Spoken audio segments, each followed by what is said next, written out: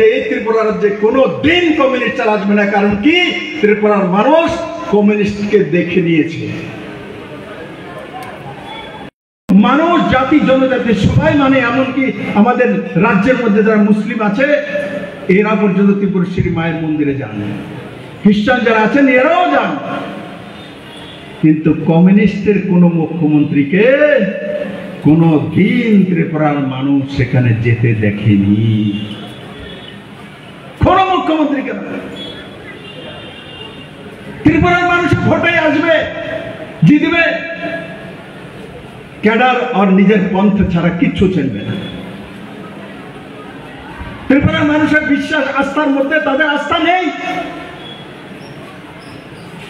তার জন্য ত্রিপুরা রাজ্যের কোন মুখ্যমন্ত্রী কোনদিনই কমিউনিস্টের ত্রিপুরেশ্বরী মায়ের মন্দিরে পূজা দিতে কোন জার্নালিস্টের কাছে একটা ছবি পাওয়া যাবে না। একজনে 20 বছরের লাগাতার মুখ্যমন্ত্রী, একজন 10 বছরের লাগাতার মুখ্যমন্ত্রী। দশরথ বাবু 5 বছর মুখ্যমন্ত্রী ছিলেন, 35 বছর কোনদিন ত্রিপুরেশ্বরী মায়ের মন্দিরে যায়নি। আর এই দেশের মধ্যে যার জন্মই মাটিতে হয়নি, যার গুজরাটের মাটিতে জন্ম হয়েছে, নরেন্দ্র ভাই মোদী আসছে ত্রিপুরার মানুষের সম্মান করার জন্য, ত্রিপুরেশ্বরী মায়ের মন্দির পুজো দেওয়ার জন্য। এই হচ্ছে ভারত। তার মধ্যে তফাৎ কমিউনিস্টের সোচ আর ভারতীয় জনতা পার্টির চিন্তা ভাবনা। অন্যের গুণ দোষ নিয়ে আমরা বেরিয়ে পড়ি মিছিল নিয়ে, আর এটা কমিউনিস্টের স্বভাব।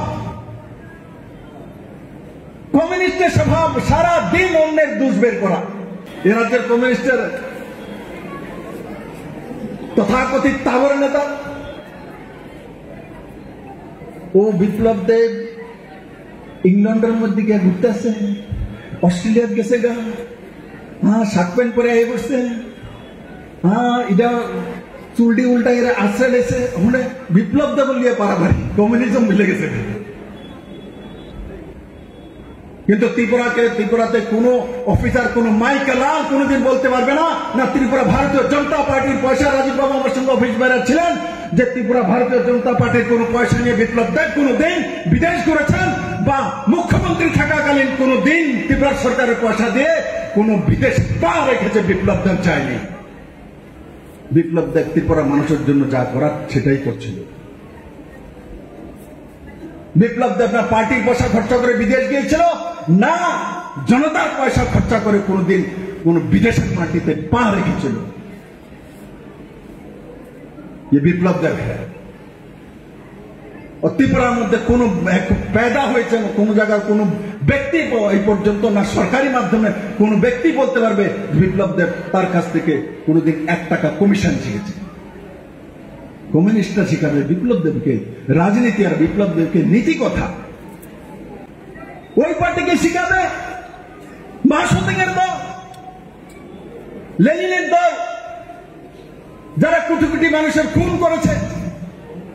লেনিন সর্বারের নেতা লেনিনকে, লেনিন প্রখ্যাত শিল্পপতি, মার্কস এঙ্গেলসকে, তাদের মধ্যে একজন প্রখ্যাত ইউরোপিয়ান শিল্পপতি। এরা আমাকে মার্কসবাদ শিখাবে। তার জন্য ভারতীয় জনতা পার্টির কার্যকর্তাদের আমি বলি,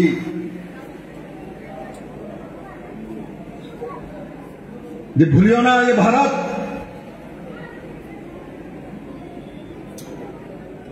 যে দেশে জন্ম নিয়েছো, তোমার প্রথম কর্তব্য সেই দেশ মাতৃকার জন্য। আমি এর আগে বারে বলেছিলাম যে কমিউনিস্ট শেষ করতে আমার 1.5 ঘন্টা সময় লাগে। 1.5 ঘন্টা তো অনেক বেশি বলে দিয়েছি। ত্রিপুরার মানুষ और न्यू जनरेशन कम्युनिस्ट के कोनोदिनই ही চায় না। কমিউনিস্ট কোন কাজটা করেছে? রাজীব বাবু শুরু করেছিল। কমিউনিস্টের কাজ ছিল কি? কমিউনিস্টে কিসের দোহাই দিত? গরিবের দোহাই দিত, শ্রমিকের দোহাই দিত, সর্বহারার দোহাই দিত। কিন্তু ওই দোহাইগুলোর কাজ কে করেছে?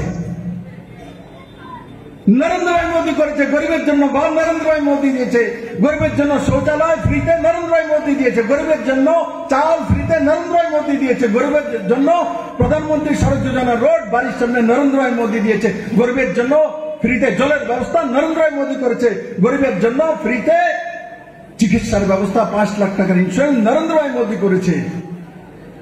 গরিবের ছেলে মেয়েরা উচ্চ শিক্ষা শিক্ষিত হওয়ার জন্য স্কলারশিপের ব্যবস্থা নরেন্দ্র ভাই মোদী করেছে। তাহলে যেই কাজগুলো শ্রমিক দরদির করা উচিত ছিল, সেই সমস্ত কাজগুলো নরেন্দ্র ভাই মোদী করেছে। কমিউনিস্ট লোকাল দল তো গরিবের জন্য কোনো কাজ করেনি।